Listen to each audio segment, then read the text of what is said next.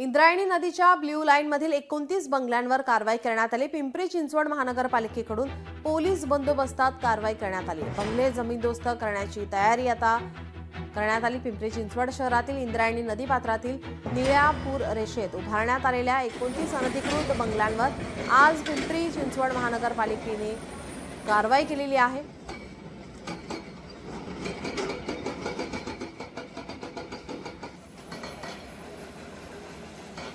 Supreme कोर्टने काही 6 महिन्याची मुदत किंवा अशी काही मुदत दिलेली नाही। त्याच्यामध्ये एनजीटीच्या ऑर्डरला सुप्रीम कोर्टने मात्र त्यांच्या ऑर्डरमध्ये रिप्रोड्यूस केलं आहे। पण पुढे पावसाचा वेळ असल्यामुळे पावसाच्यामध्ये डेमॉलिशन आम्हाला करता येत नाही, म्हणून आज रोजी आम्ही ते डेमॉलिशन अंडरटेक केलं।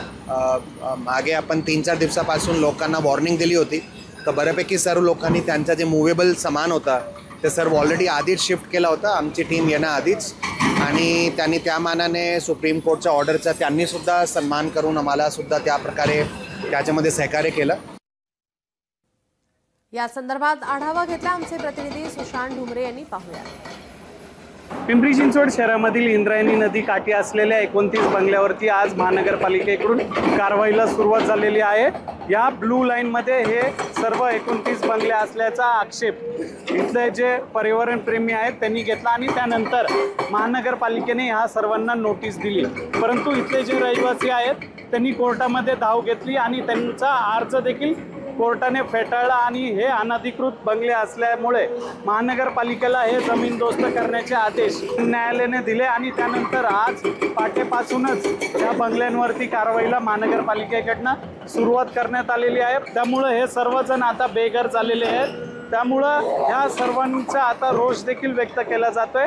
सुरुवातीला महानगरपालिकेकडनंच या सर्व गोष्टींना परवानगी देण्यात आली होती का हे देखील पाहणं महत्त्वाचं आहे, कारण की गेल्या अनेक वर्षांपासून या परिसरामध्ये प्लॉटिंग सुरू होती। त्यावेळेस महानगरपालिकेने कारवाई का केली नाही आणि ज्यावेळेस इथं हे सर्वजण आपलं घर बांधत होते त्यावेळेस देखील महानगरपालिकेने कारवाई का केली नाही असे देखील अनेक प्रश्न उपस्थित होतात आहे। परंतु इथल्या रहिवाशांना महानगरपालिकेने नोटीस देऊन आज त्यांचे जी घरं आहेत ती जमीनदोस्त केल्याचं आपल्याला या ठिकाणी पाहायला मिळत आहे। सुशांत ढुमरे, लोकशाही मराठी, पिंपरी चिंचवड।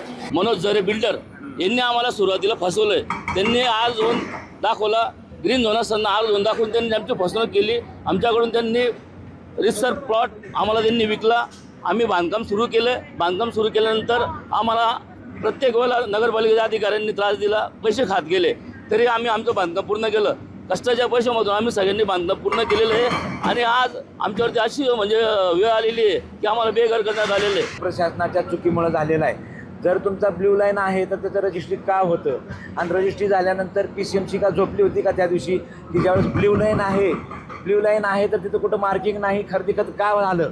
खरेदीखत झालंच नसतं तर आम्ही हे प्लॉट बांधलेच नसते। प्लॉट बांधले नसते तर आज ही परिस्थिती आलीच नसती। आम्हाला प्रत्येक ठिकाणी जे आहेत फसवणूक झालेली आहे आणि फसवणूक एवढी मोठी झालेली आहे तुम्ही आज आम्ही शब्दात सांगू शकत नाही सर।